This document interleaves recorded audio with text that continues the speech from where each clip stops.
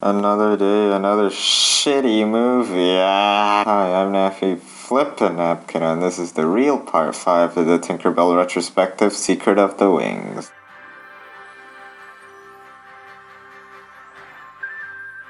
Winter is coming, and the entirety of the movie is driven by Tinkerbell's autistic fascination of something. This time it's the winter section of Pixie Hollow, where no warm fairies or frost fairies are allowed to cross. Tinkerbell meets up with Fawn to help animals cross the border to secretly go across the border, and when she does that, she realizes her wings start sparkling. This only strengthens her interest in Winksy Hollow, that's what I'm calling the winter place from now on, and goes to the fairy library to research. And after her book flying away and getting eaten, she learns about a fairy called the Keeper, who writes all the books and presumably wields all the knowledge on everything fairy related. Sadly, he's a frost fairy in Winksy Hollow, so Tinkerbell goes on a solo mission hiding in a basket carried by an owl to get into Winksy Hollow. She finds the Keeper relatively easily and also meets a fairy with sparkling wings, and Tinkerbell's wings start sparkling as well. After a cute little overly extravagant visual scene, we know they're sisters because they were born from the same laugh. After this, they fall off a cliff because of Tinkerbell's fire, and they say, I guess warm fairies weren't meant to be in Winksy Hollow. Of course, Tinkerbell, a complete chaotic evil, whispers to Periwinkle, that's her name, her plan to create a snow machine to let her peruse in warm Pixie Hollow, with the added bonus of showing Periwinkle off to Queen Clarion to show how an ice fairy could live in the warm seasons. After a cute little tour of all the seasons and a showcase of fairy abilities, she gets exhausted and her wings start waning. They quickly carry her all the way back to the border, and the Ice King comes over and she healed her wings being in the cold for a bit. Queen Clarion comes as well, and she tells Tinkerbell she actually made the rule of not allowing ice fairies or warm fairies to cross the border. Tinkerbell asks her why, and she recalls the story of an ice fairy and a warm fairy in love with each other, but their love was so strong they started crossing the border and their wings started disintegrating. So that's why she implemented the rule. Turns out the indestructible snow machine Tinkerbell made happened to set itself into the perfect position to be able to create a giant snow blizzard. Even after they pushed the machine, the effects were too late, and the nearby trees start freezing over into ice and is spreading to the pixie tree. I can get fire, but literally giant trees freezing into blocks of ice, whatever. Tinkerbell is able to solve it by noticing the periwinkle given by Periwinkle was still alive because it was frosted, and the air-headed ice fairy explains something surrounded by snow keeps all the coldness outside and keeps the warm air inside. Their solution was to frost the entirety of the pixie tree, but there wasn't enough time to frost it. Luckily, I assume the frost fairies figured it out as well and started frosting everything in Pixie Hollow, and after the sunlight hits, everything started melting and it works. Sadly, when Tinkerbell flew over to the ice fairies to tell them about the flower, her wings broke, but Periwinkle was her sister, they touched their wings and it fixed it. Claire and the Ice King kiss each other, and now warm fairies are allowed into Winksy Hollow after frosting their wings. Tinkerbell and Periwinkle are allowed to meet each other whenever they want, and it's a happy ever after. So that was Tinkerbell Lord of the Rings, and the theme for this movie is plot holes. Plot holes galore. Plot hole, plot hole, plot hole.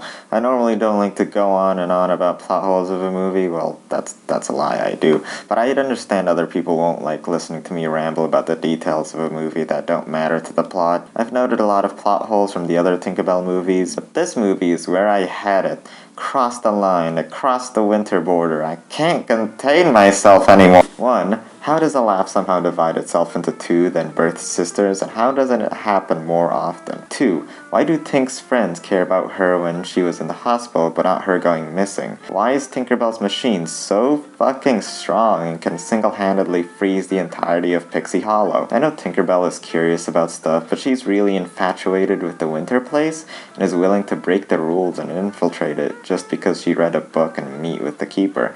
I felt like it went a bit far, but whatever. Tinkerbell does this a lot, so I guess it's consistent. Don't fairies have a job to do? How is Tinkerbell carefree, or any of the fairies willing to help her with the machine and show Periwinkle around? Why does Periwinkle collect lost things? She's not a Tinker fairy. What use does she have for them? How did Periwinkle get affected by the heat way more than Tinkerbell be affected by the cold? Is a warm jacket more effective than a snow machine? Okay, you can get your wings frosted to not get frozen wings, but how about a Frost Fairy being in the warm seasons. How did they survive in that? Why was the rule only implemented after those two fairies fell in love with each other? Wouldn't warm and ice environments still harm their wings way before that? How is the flower by Periwinkle quote-unquote still alive? It's cut off from the plant, it's fucking dead. The library is a mess. There's bookworms eating the books, there are books flying away, there are books blindingly bright, books filled with dust and wind. Also, there are healing talent fairies now. Okay. Honestly, the biggest illogical fuck you is the existence of this dipshit.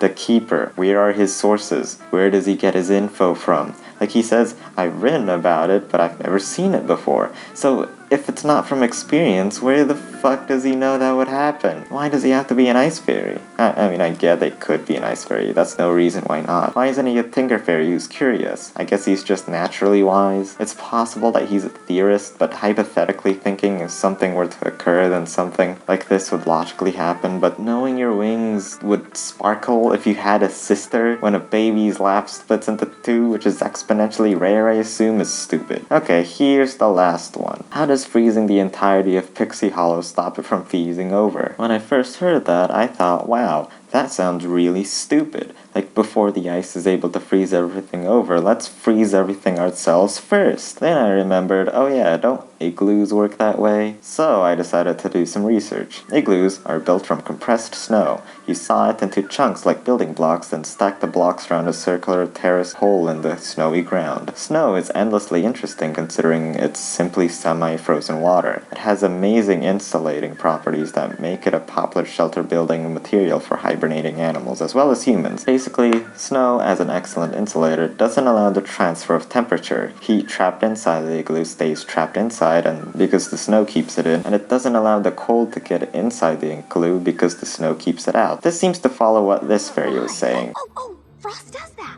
It's like a little blanket. It tucks the warm air inside and keeps out the cold. So, plot hole solved, I guess. 1 out of 15. I'll have to praise this movie for two things. It solved the movie's main conflict of the ice spreading with actual science, which is smart and cool. Second, the animation got better. It feels a lot more natural, like there's more polish. Good to know they're improving the animation. Okay, god. Fine, I'll do my actual job. The core of this movie is just a Romeo and Juliet situation. Because of their surroundings, the society they live in, they aren't allowed to interact with each other, but two individuals from different sides because of their pure connection. They want to neglect societal norms and keep meeting each other. Instead of lovers, it's sisters, but then there's lore with Clarion and the Ice King who were lovers, so yeah, plain Romeo and Juliet. I'd say if this movie had any ideas to present, the reason the fairies weren't allowed to meet was because weak, fragile fairy wings can't survive in different environments, so it wasn't really neglecting societal norms. It's like a disability, or the laws of the universe dictate you can't meet each other because you will die, maybe. The solution at first was to succumb and deal with not being able to meet each other, which limits the relationship building between warm fairies and ice fairies. You know, Tink and her sister, Clarion and the Ice King, and even more new relationships like Hinting, Rosetta, and Ice Hunk. This way of thinking to just succumb doesn't allow this possible friendships between the two species or the wholeness and integration of the entirety of Pixie Hollow. They were missing out on both cultures by forcing zonation. You have to be here, you can't cross there. After their revelation, the true solution was to adapt and work around with their limitations, ensuing innovation instead of just saying, well, I guess we can't do anything. They figured out they could just frost their wings to be able to survive in the coldness, but not the other way around, which still pisses me off, but whatever. I would say the moral is that there's always a solution. You have to be adaptive and innovative to surroundings, which is a very Tinker thing to do. When I think about it, it's sort of the moral for the entire Tinkerbell series in a way. After every single movie, there's always a positive effect to the entirety of Pixie Hollow. Tinkerbell 1, Tinkerbell figures out how to utilize lost things to make even better inventions. The Lost Treasure, the Moonstone Shattering, is actually able to create way more blue dust every year. The Great Fairy Rescue, the integration between humans and fairies. The Pirate Fairy, the introduction of pixie dust alchemy. Every movie, there's always a new innovation that sometimes was doubted in the first place. Fairies are just too stubborn in their ways and don't change. After all, if it's broke, why fix it? But after a movie of shenanigans, they only realize how beneficial innovation they give you. Sure, there's a risk of something new being problematic instead of helpful, but it's always a risk worth taking.